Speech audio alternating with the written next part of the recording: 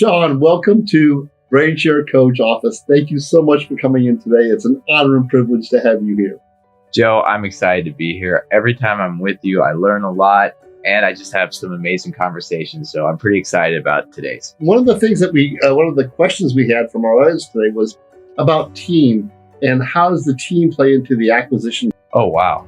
Well, first we have to go all the way back to the very beginning of building the team for the company, because I'm not sure if you've seen any of these graphs, but there's this foundation part, the team. And well, Joe, question for you. What's the difference between the foundation of a house and a foundation of a 20-story building? Well, the foundation is the core. If your foundation isn't strong, things will fall apart. Exactly. That foundation of the 20-story building is so much stronger, so much deeper than that house. And if you're trying to build that huge company, you really need to have the strongest foundation possible. And that foundation starts with every key person on the team. Understand.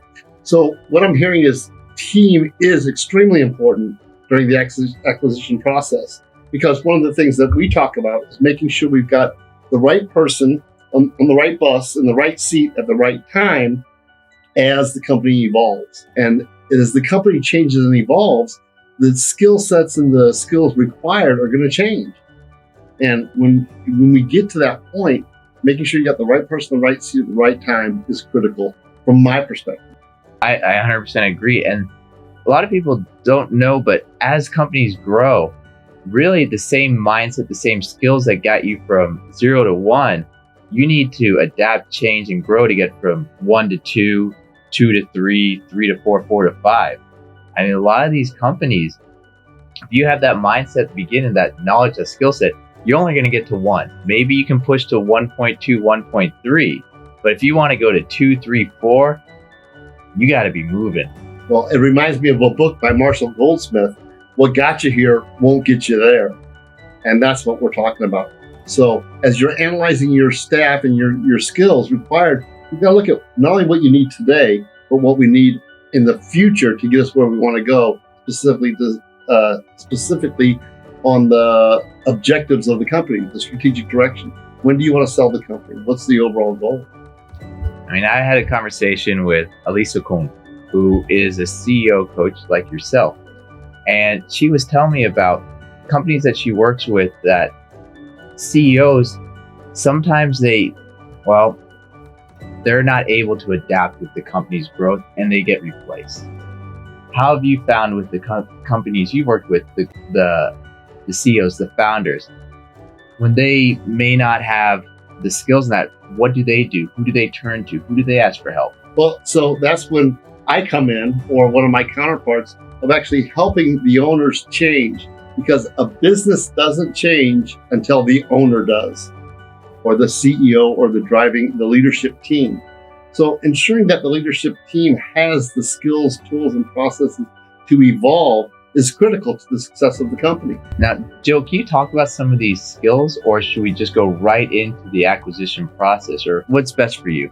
Well, you've got your standard skills of your technical skills, but the soft skills are really critical. Do they have the leadership skills, the decision or decisiveness skills? These skills can be taught or evolved, but it takes time, and it takes someone that can look at that and say, hey, this is what we need to focus on today, and focus on that until we've got that skill set evolved. So we've got a well-rounded organization that someone wants to acquire. I think that's how you get the highest valuation, isn't it? You could probably talk about that. Well, Joe, thanks for the setup there with the valuation. Yes, teams play a huge part in the valuation of a company at exit. Think about it. If you're trying to acquire a company for the process, everything built out, are you just going to get rid of everyone? Or is it those key people that are in place that if you're just putting money in, you're just buying it, it's still going to operate tomorrow, it's going to operate in the future. Now, I know there are different types of scenarios, whether it's acquiring the assets or acquiring the company itself, stock versus assets, and we can go into that a whole nother time where you might pick and choose. But the value of that CEO, the value of the CTO, the CFO, the processes that they created that the acquiring company is getting, there's so much value there and to make sure that it'll last post the acquisition. That confidence, that's a huge deal. Well, and that's one of the things that the deals that I've been involved with is, they want that senior management team. They want the business to be running smooth, and they've got the right key players involved, and they've got the right key players on the team. It's a critical success factor to getting the highest valuation and the highest money for your company when you go to sell.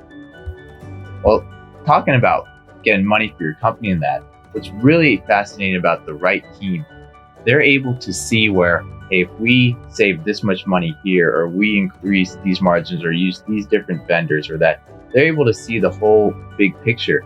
It really makes a difference in, well, when you go out to market, one of the things that people talk about is EBITDA, earnings before interest, tax, depreciation. And when you just increase that $1, maybe the value of the company, what you can sell for, maybe it changes $5, $8, $10. It's a big multiple.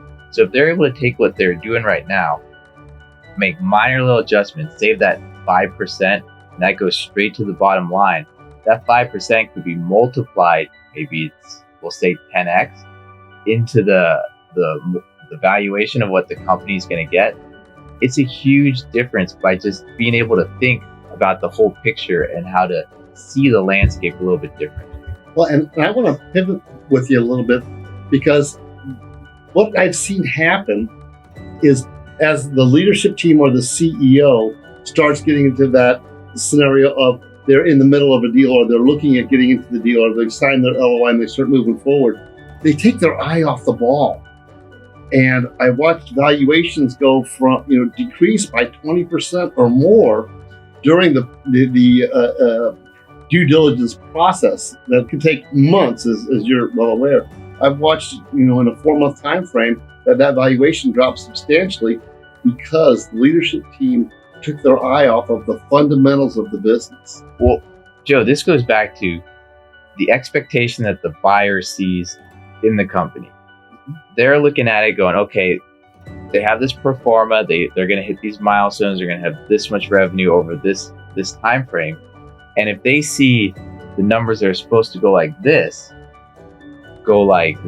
or even worse, like this, well, you're having less confidence for this time frame.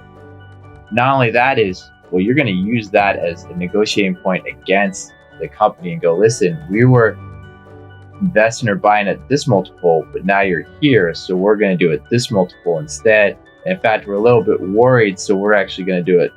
It's a gamble. And that's where I've been involved, and I really talked to the leadership team, specifically the owner or the CEO, that you got to pretend like it's before going into this. You've got to be stepping on the gas. This is when you really need to accelerate and focus on creating the highest value for your company as the exit transpires, versus thinking about the exit and taking your eye off the ball of the fundamentals.